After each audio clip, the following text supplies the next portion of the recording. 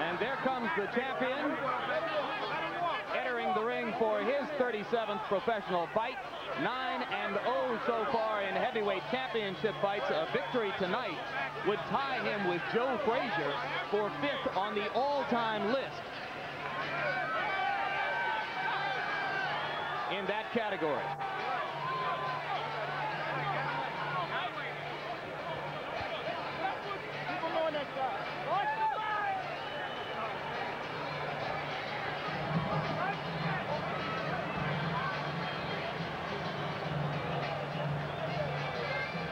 Directly in front of Tyson was Aaron Snowell. He's now stepped ahead of a security guard. Jay Bright is the man just behind Tyson's shoulders now as he prepares to step up into the ring, whipping the ripped towel off over his head. Of course, the gladiator look remains intact. Black shoes, no socks, black trunks, Mike Tyson. You know, it is a sign of the importance that boxing has to Mike Tyson, that no matter what goes on around him, he's ready to fight. As he has been 36 times with 32 knockouts so far.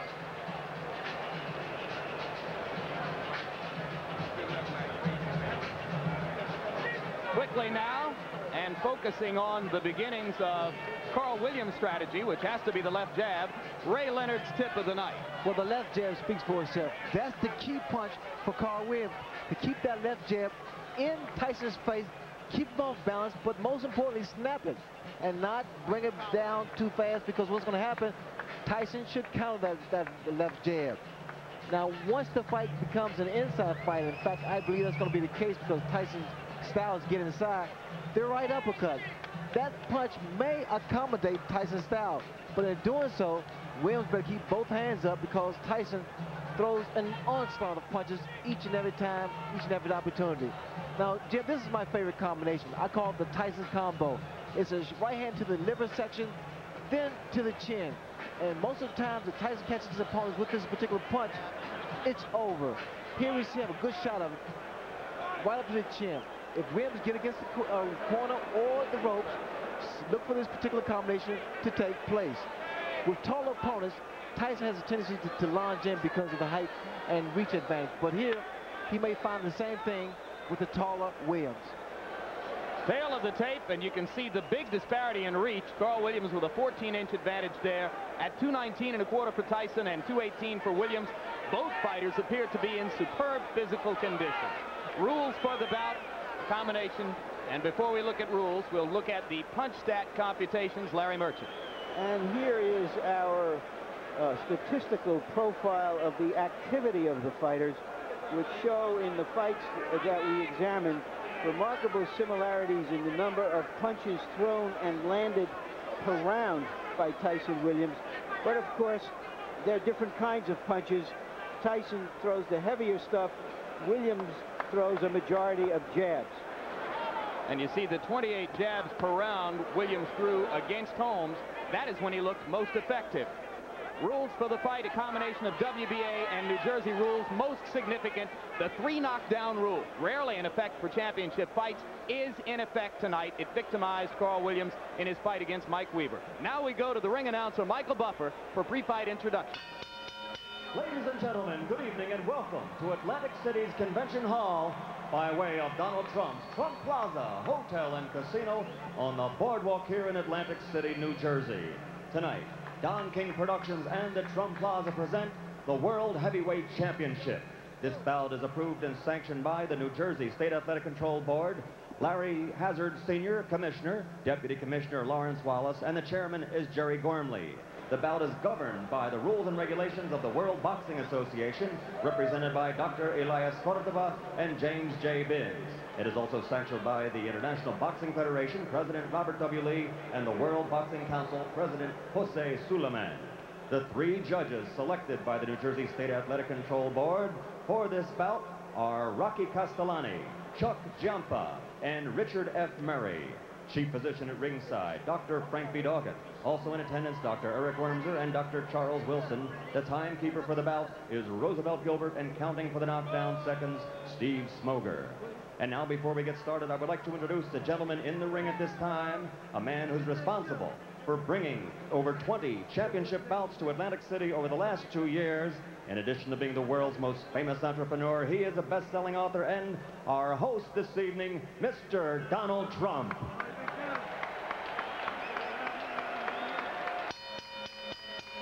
And now, ladies and gentlemen, from the Trump Plaza Hotel and Casino in Atlantic City, New Jersey, let's get ready to rumble! 12 rounds of boxing for the undisputed heavyweight championship of the world. The referee of this bout is Randy Newman. Introducing first, fighting out of the blue corner, wearing the white trunks with red trim, he weighs an even 218 pounds from Absecon, New Jersey.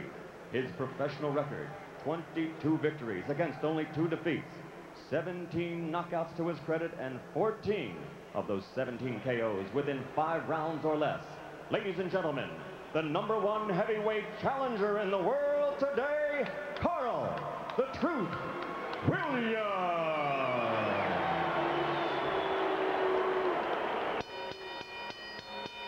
And his opponent, fighting out of the red corner, wearing the solid black trunks and weighing in at 219 1/4 pounds from Catskill, New York.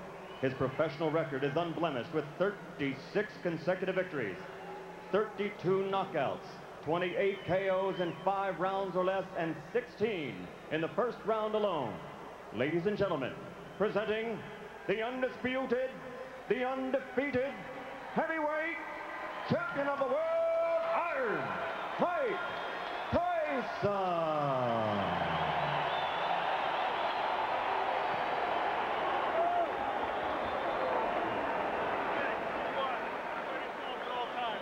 Number 2, obey my commands. I'll shake hands and come out of the bell.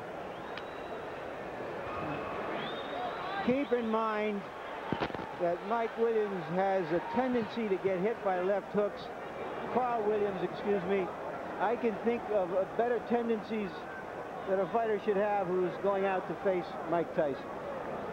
Indeed, Carl Williams has been floored 7 times in his career.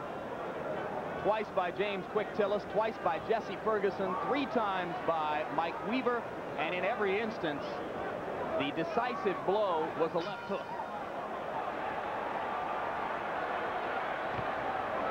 The people in Williams' corner are sincerely worried about what he does in the first 30 seconds against the Tyson onslaught. And it would appear that the strategy to begin with is to hold, and referee Randy Newman says, we're not going to start that way. This is somewhat of a reunion here because both men are just throwing punches. In fact, Williams here has selected to fight Tyson inside. He claimed the other day that if Tyson throws any unnecessary punches, illegal punches, he will accommodate him and throw the same punches back. Well, Frank Bruno felt the sting of Tyson's elbow several times, as other opponents have complained that they have felt it as well. All right, let me hear, guys. Stop punching. Step back. Step back. Because Williams' left jab is so strong, that should help him as long as he keeps that right hand up and watch Tyson's left hook, Right, stop which is a punching. powerful When you punch. feel me, stop punching. That's it. Let him go.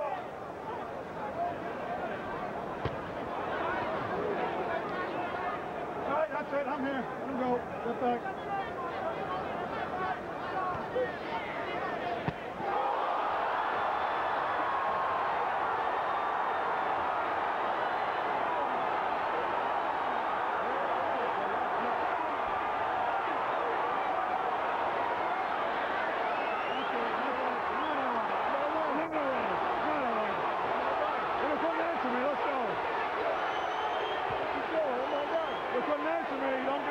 Unofficially, I've got this fight being 1 second longer than Tyson Spinks. 1:32 instead of 1:31. It was, as you started to point out, again, Larry, a left hook. Williams was very unhappy at the end of that. Randy Newman, the referee, asked him a question, obviously about how he felt or what his name was or where he was, and apparently he got the wrong answer because he stopped the fight immediately. I didn't see any reason to stop the fight, and I'm curious to see what that answer was, and I'm going into the ring to see if I can find out. Good luck, Larry. 1:33, Larry. It was 2 seconds longer than the Spinks fight. The unofficial demarcation of the knockout comes at 1:33 of the first round. And you can see a disgusted Carl Williams who thinks that he should have been allowed to continue.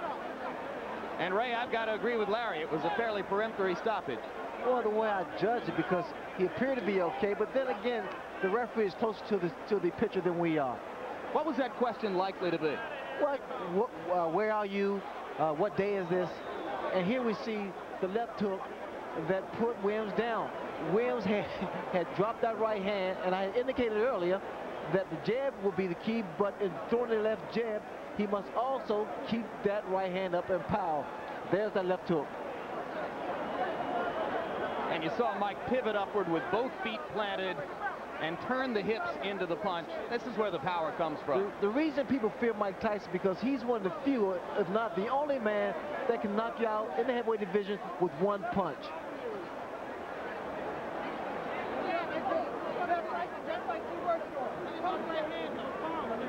Here's another look at the devastating left hook. And what Tyson does here, he bobs and weaves, gets under that jab and counters with a beautiful left hook. Perfectly timed as Williams was dropping the right hand, just as you said he did after throwing the jab. Well, what happened for Williams, the fact that his left hand, his left jab rather, was working, and he felt very comfortable.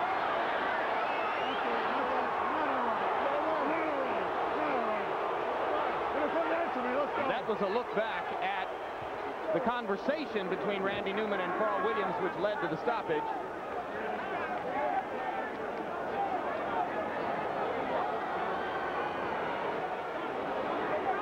Mike Tyson, as usual, awesome. I'm reminded of a night in the Meadowlands in New Jersey when a referee stopped a bout between Mike Rossman and Victor Galindez. After a similar conversation, Rossman, the victim of the knockout, he chased the ref across the ring yelling, "What was the right answer?"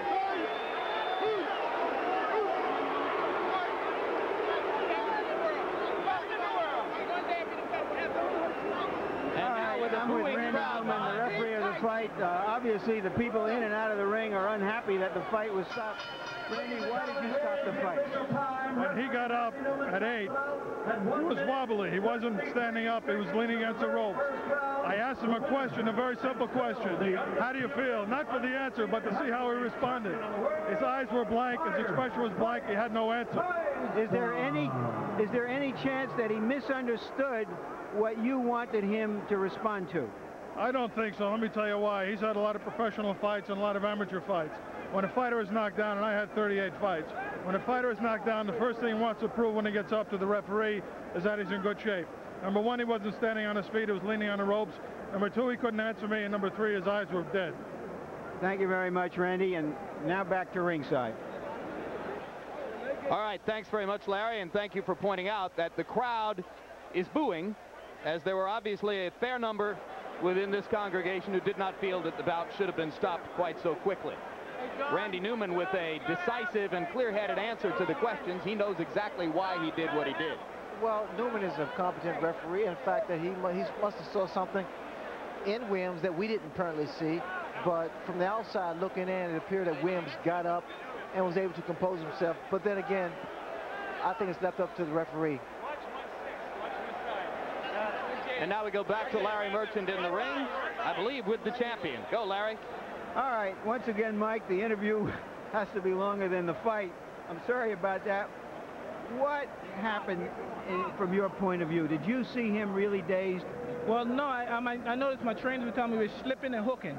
So we slip, because usually I come in that slip, and I get in there, and that's the hardest part, is getting in there, and I never threw the punch. And so we're practicing, like, you're slipping. So you're in there, instantaneously, bing, throw the punch. And I did, and I was successful. What? Were you surprised that he stayed on top of you as much as he did, that he didn't try to move? Oh, I loved it. I loved it. I just knew it took it just with a matter of time. I loved it. So you knew that as soon as he was doing that you were going to get a clean shot sooner or later. Exactly. And my punches were accurate and pinpoint, and I knew eventually I was going to get him. He has a reputation for getting hit with left hooks. Were you looking for that opening? No, I was very confident. I wanted to hit him, catch him with a good right hand. Believe me, my right hand is my favorite punch, but I never catch anyone with it. You know, it's my best punch, and I always hit guys with left hook. All right, we're going to try to take a look at the where's the monitor? At the monitor, if we can find it. so that we can determine what happened. Champion non-pro. All right. Okay. It was a clean left hook. Did you? I mean, you sparred with him years ago. We know that it didn't mean anything. Were you surprised that he went so fast? Well, no. I knew if I catch someone clean, they'll go, regardless who they are. Mm-hmm. But you know, when the referee he hit him with a shot, it looked like he was able to get up. But I guess the referee called what he saw, because I didn't think he was hurt that bad. But I know I hit him with a clean shot. Speculate for me. How long would it have taken you to get him down a second time if the fight went on? Oh, no problem. I'd have been all over him. Maybe it's better that the referee did stop early. I would have been all over him. That's when I'm most dangerously, when I know I have someone hurt. For the record, Mike, I don't know if you know it, this fight went a couple of seconds longer than the Spinks fight. So far in this building, in the last 13 months, you've fought about 1 round and 2 fights. Well, it's good. I like coming in this building. I like being here. And Donald Trump, he don't play around. He pays that money up. And for this fight, Don told me if I knock him out, he'll pay me $100 grand. And I'm looking forward to that $100 grand. Who? Don is going to pay for you? Don King, yeah. $100 grand for a knockout. All right, we all want to be there when that happens. When is this going to happen? Right, in the post-press You conference. get to, oh, yes. My church can use some of that money. Yes. All right. Reverend Henry J. Payton, Holy Trinity Baptist Church. No doubt. Let's talk about, all right, now let's talk. You've talked about being in control of your career. Tell us what you think is next. Who is next? Well, I'm just taking it one step at a time. I'll fight anybody, you know what I mean? I don't discriminate from anybody. I'm the best fighter in the world, and there's no man that can beat me. Does this mean that Holyfield is or is not your next opponent? Well, he's in my future, but I don't think he's in my immediate future. But come on, Holyfield, no matter. That's kids' play. So you think that you'll fight Holyfield like early next year and you may have 1 or 2 fights before then? Most likely, but you know what I mean? If they can discuss our things with their people, we can fight in 2 weeks, 3 weeks. He caught a quick knockout, I got a quick knockout. We both still need to work. We didn't get any work. All right. Jose Ribalta was one of the fighters being considered for your next opponent, and he had a dreadful outing in a preliminary tonight. Did that eliminate him? Well, it looks kind of dreary for him, but you never know. If he have a couple more fights and he cleans up his act, he's always a good prospect.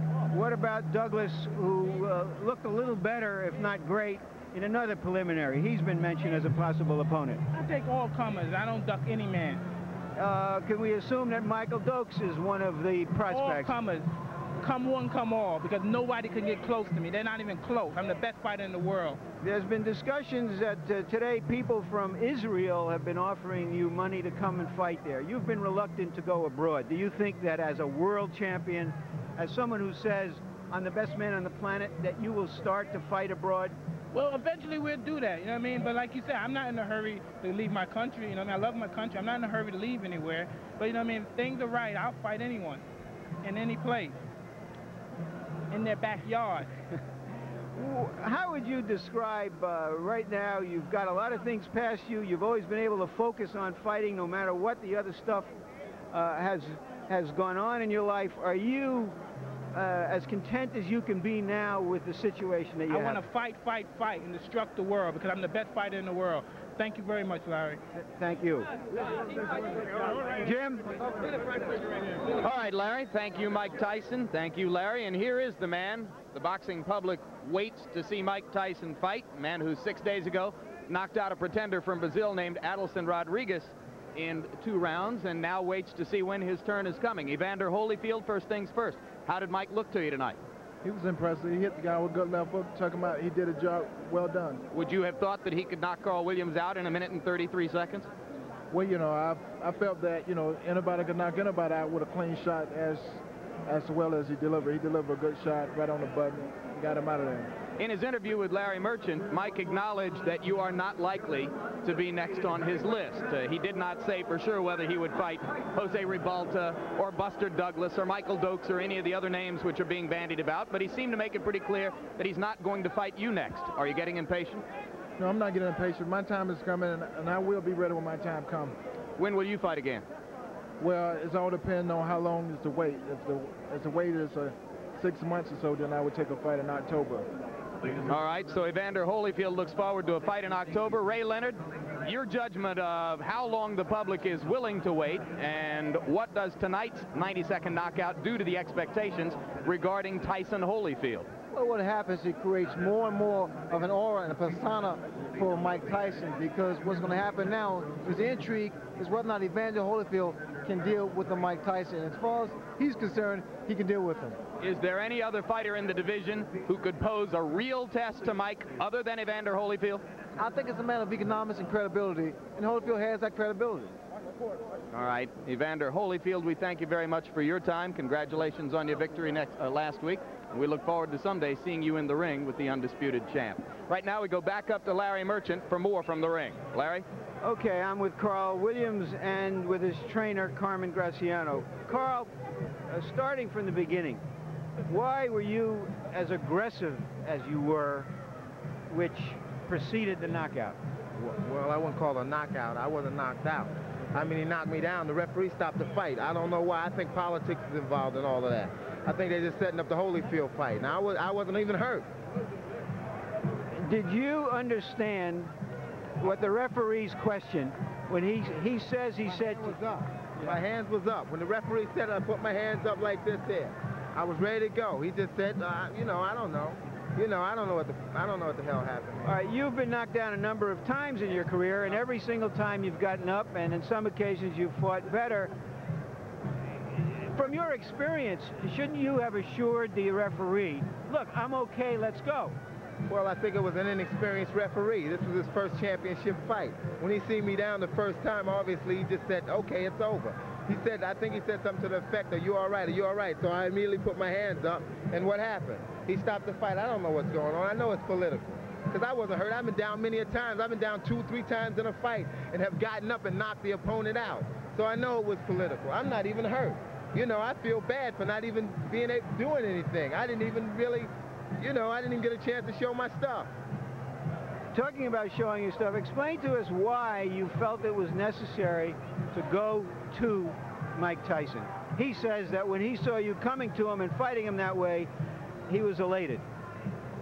Well, it wasn't that. It wasn't the fact that I was just coming to him. I didn't feel that I should lay back. You see, with Mike, you have to show Mike that you're not going anywhere.